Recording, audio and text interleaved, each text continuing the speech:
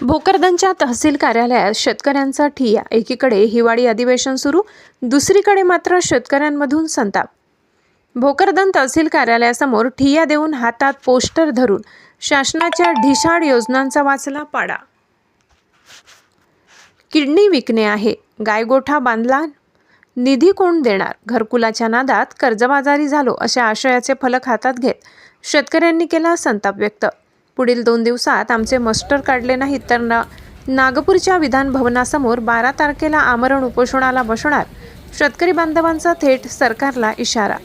संपावर जाणाऱ्या बीडीओंना पगार सुरू, मात्र घरकुलाचे काम करून मस्टर झिरो।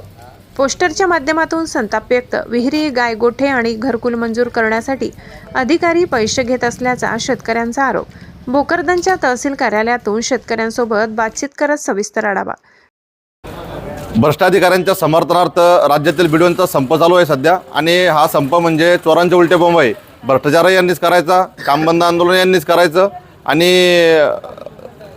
एकीकडे यांच्या शेतकऱ्यांची कामं करायची तर पैशाची खैरात देखील यांनी वाटून घ्यायची। अशातला हा प्रकार बीडीओचा संप चालू असल्याबद्दल आहे। आणि आज आम्ही तहसीलदारांमार्फत मुख्यमंत्र्यांना निवेदन पाठवलं। प्रामुख्याने मागणी अशी केली की भोकरदन तालुका असा जालना जिल्हा किंवा महाराष्ट्रामध्ये शेतकऱ्यांची हजारो कामं प्रत्येक तालुक्यामध्ये चालू आहे, मात्र प्रशासनाच्या उदासीनतेमुळं आणि बीडीओ असतील, कंत्राटी कर्मचारी असतील यांच्या ढिसाळ कारभारामुळं शेतकरी अडचणीत सापडलेला आहे। अनेक शेतकऱ्यांचे मस्तर काढले जात नाही, कामं बुडवले जातात, आणि मस्तर काढले तरी ते झिरो केले जातात। त्यामुळं गायगोठा असेल, सिंचनविहीर असेल, वृक्ष लागवड असेल, याचा कुशल जे कामं पूर्ण झाली त्याचं कुशल पेमेंट देण्यात यावं अशी आम्ही आज प्रामुख्याने मागणी केली।